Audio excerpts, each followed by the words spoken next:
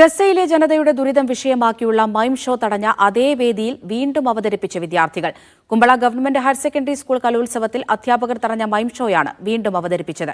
പ്രതിഷേധങ്ങൾ കണക്കിലെടുത്ത് കനത്ത പോലീസ് സുരക്ഷയിലായിരുന്നു ഇന്ന് കലോത്സവം.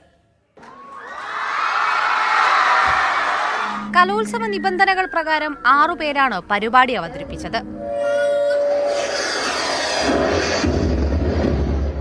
ഗസയിലെ ജനതയുടെ ദുരിതപൂർണമായ ജീവിതം ഇതിവൃത്തമാക്കിയ മൂകാഭിനയത്തെ നിറഞ്ഞ കയ്യടിയോടെയാണ് വിദ്യാർത്ഥികൾ വരവേറ്റത്. പാതി വഴിയിൽ അവസാനിപ്പിക്കേണ്ടി വന്ന മൂകാഭിനയം അതേ വേദിയിൽ വീണ്ടും അവതരിപ്പിച്ച് വിദ്യാർത്ഥികൾ 1ാം സ്ഥാനം നേടി.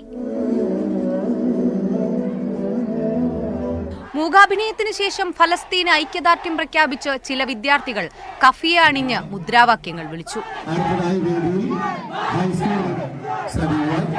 മൂകാഭിനയം വീണ്ടും അവതരിപ്പിക്കാനായതിൽ സന്തോഷമുണ്ടെന്നും മനുഷ്യത്വത്തിന്റെ സന്ദേശമാണ് പങ്കുവച്ചതെന്നും വിദ്യാർത്ഥികൾ പറഞ്ഞു.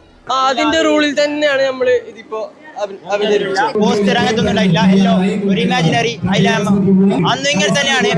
സാറുമാർ ഫലസ്തീന്റെ ഫ്ലാഗ് ഒക്കെ പൊന്തിക്ക് പറഞ്ഞിട്ട് കയറി വന്നതാണ്. അതിനിടെ BJP യുവമോർച്ച പ്രവർത്തകർ സ്കൂളിലേക്ക് മാർച്ച് നടത്തി. മൂകാഭിനയം തടസ്സപ്പെടുത്തിയ അധ്യാപകർക്ക് അഭിവാദ്യം അർപ്പിച്ചായിരുന്നു പ്രകടനം. കഴിഞ്ഞ വെള്ളി ശനി ദിവസങ്ങളിലായി നടക്കേണ്ട കലോത്സവം ചില അധ്യാപകർ ഇടപെട്ട് നിർത്തിവെക്കുകയായിരുന്നു.